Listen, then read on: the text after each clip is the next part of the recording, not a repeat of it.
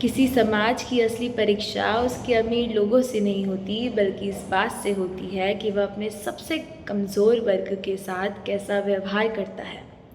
जब संवेदनाएं कम हो जाती हैं, तब असमानताएं बढ़ती है, और जब देने की संस्कृति जन्म लेती है, तभी सभ्यता आगे बढ़ती है। नमस्कार। आज दुनिया में विकास की परिभाषा बहुत संकुचित हो गई है।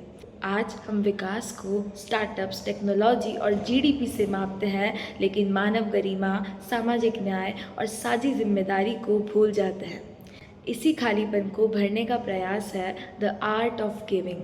यह कोई भावनात्मक नारा नहीं, यह एक सामाजिक दर्शन है, एक ऐसा विचार जो समाज को उपभोग से लेकर योगदान की ओर ले जाता है। इस विचार के पीछे है अच्युत समानता जी, जिन्होंने गरीबी को सिर्फ देखा नहीं, बल्कि उसे समझा और जिया, और फिर से उसे बदलने का प्रयास किया। और सिर्फ 5,000 रुपयों से शुरू हुआ उनका ये सफ़र आज KIIT यूनिवर्सिटी के रूप में वैश्विक शिक्षा मॉडल है, और KISS के रूप में दुनिया का अनोखा डिग्निटी बेस्ड डेवलपमेंट सिस्टम है।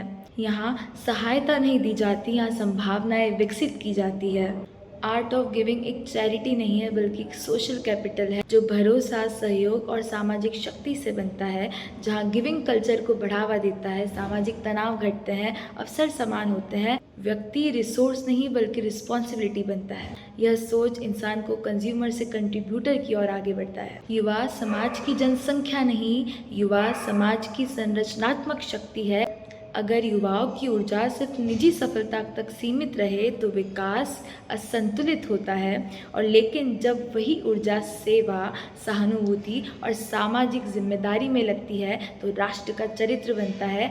आर्ट ऑफ गिविंग युवाओं को सिखाता है लीडरशिप पद से नहीं, योगदान से आती है। देना दया नहीं, देना सामाजिक न्याय की पहली सीढ़ी होती है, और जब एक पीढ़ी देना सीख जाती है, तभी एक राष्ट्र महान बनता है। धन्यवाद। जय हिंद।